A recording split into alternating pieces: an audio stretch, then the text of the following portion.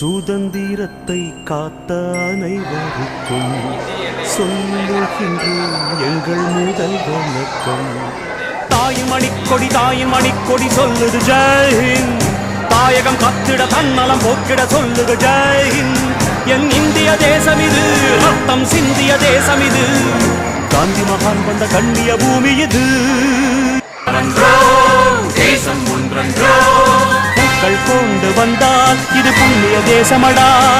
வாட்கள் கொண்டு வந்தால் தலை வாங்கிடும் தேசமடா. எங்கள் ரத்தம், எங்கள் கண்ணீர், இவை இரண்டும் கலந்த தெங்கள் சரிதமே. இது தீயில் எழுந்து வந்த தேசமே.